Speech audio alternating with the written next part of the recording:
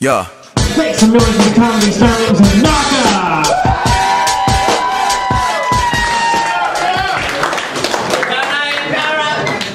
Hey guys, how's everybody doing? On the diversity of the show tonight. So I get asked a lot about where I'm from. I actually grew up in the Bronx, where I was basically treated like the white kid.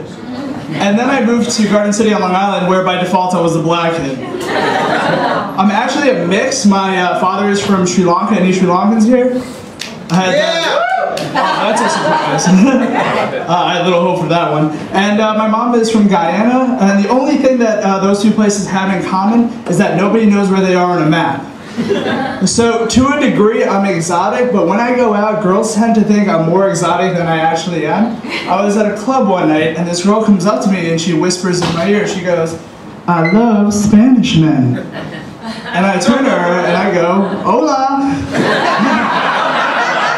Two maracas bueno, please. Taco Bell, bonita. And she looked at me with like this sad and confused face, or as I like to call it, drunk. And my Spanish was so convincing that the next morning she turns to me and goes, "Now can you go mow my lawn?" I was like, didn't I just do that?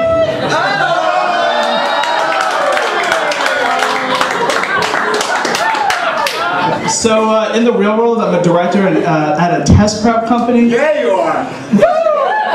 I help prepare students for the SAT, one of the scariest tests. The only scary test to fail in high school would be a pregnancy test. And students come up to me and they ask me, "Hey Naka, how can I do well on the SAT?" So I turn to them and I go, you know, you can study hard, get a good night's sleep before the test, and do your best to sit next to the Asian kid.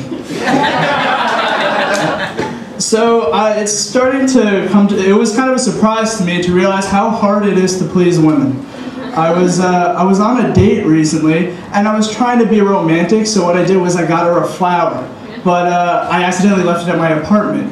So at the end of the date, I go up to her, and like my smoothest voice, I was like, "Hey girl, I got you this small thing, and it's back in my apartment."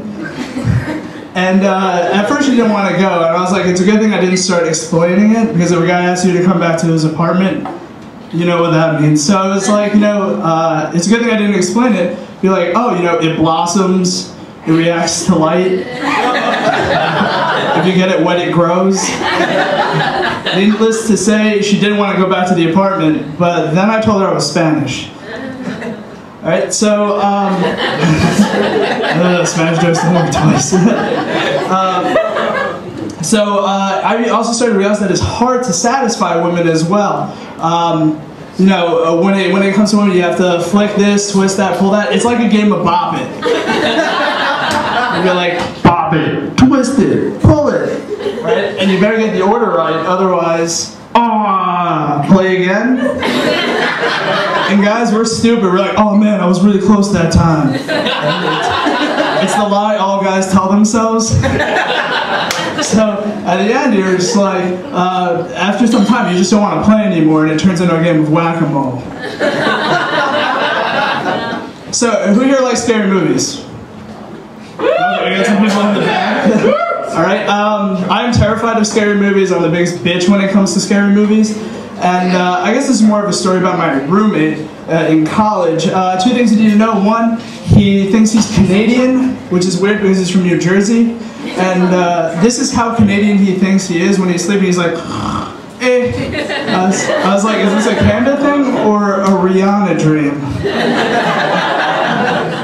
So the other thing is that he's not too confident when it comes to the ladies. Objectively, he's a good-looking guy, but he has zero confidence. So when the first girl that came along was like, "Oh, I think I like your roommate," he's like, "Naka, I think I'm in love." I was like, I can't wait to tell people this story. So every relationship starts with, you know, common interest in books, movies, music. The thing that they would bond over was scary movies. So as I said, I'm the biggest bitch when it comes to scary movies. And that attributes to when I was a child, I had an irrational fear of aliens. I saw E.T. at a young age, and my little sister was like, "E.T., come home." I was like, "E.T., stay where the hell you are."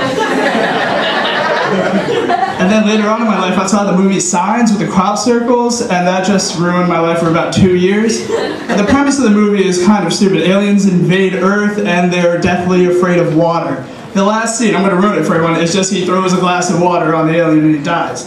But what I used to do, I'm sorry, what I used to do is I used to sleep with a glass of water by my bed. And people were like, yo man, you get thirsty when you sleep? I was like, it's for protection. So what happened one night, this girl came over, and around 11 o'clock, and just to give them their space, I decided to stay in our living room, and I was watching TV, whatever. And around 5 o'clock, I was about to go to sleep, I see her sneak out of the room. And I saw him sneak right behind her. So what happens is I go to give him a high five, I was like, yeah, buddy. He's like, no, nothing happened. I was like, not even a first kiss? He's like, no.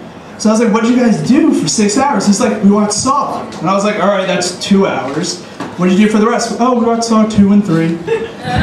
So, and this went on for about a week. She would come over and leave at about 5 o'clock, and every night I'd go to give her that high five, and nothing would happen. I was like, dude, I'm getting blue balled watching this happen.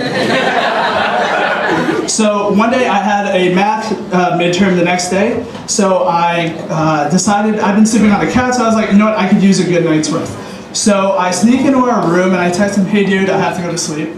And I guess for this part of the story, you need to know what my room looks like, and if this applies to any college room, it's about like the size of this stage.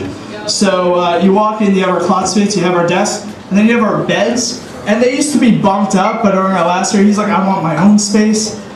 So we used to sleep like this far apart.